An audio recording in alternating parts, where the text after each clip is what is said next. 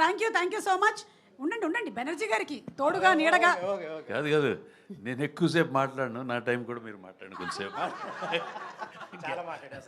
కాదు కాదు, ఇంకా మాట్లాడొచ్చు, నేను ఎంతసేపు మాట్లాడండి.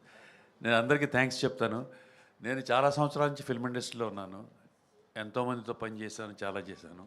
సంగీతం శ్రీనివాసరావు గారితో ఇన్ని సంవత్సరాల నుండి కూడా చేయకోకుండా ఇప్పుడు చేయటం అంటే నా అదృష్టం. ఎందుకంటే మీరు ఏ పని చేస్తున్నారో అక్కడ ఉంటే ఏదో ఒక రోజు మీ కోరిక నెరవేరుతుంది. Big small whatever, I was here for all these years and I'm here with the young generation also. అలాగే సంగీతం శ్రీనివాసరావు గారి సినిమాలో ఇవాళ చేయగలిగా, 40 సంవత్సరాల నుంచి ఇండస్ట్రీలో ఉండడం. సో నేను ఇక్కడ ఉన్నాను కాబట్టే చేయగలిగాను.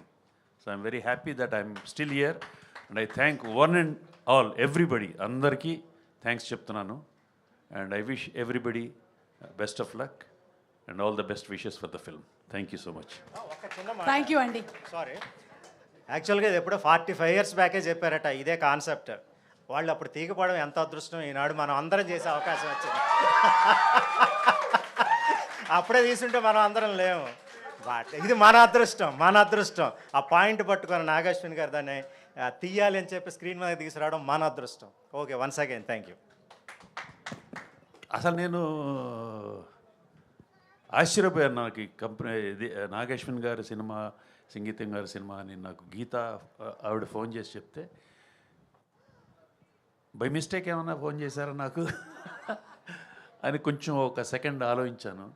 లేదండి మీరు రావాలండి, చేయాలండి అంటే I felt very happy and I'm very very happy for being part of this film. Thank you so much for everybody. Thank you so much. 45 ఏళ్ల క్రితం ఈ సినిమా తీసినా మీరు ఉండుండేవాళ్ళు. ఆ పిల్లల క్యారెక్టర్లు మీకే.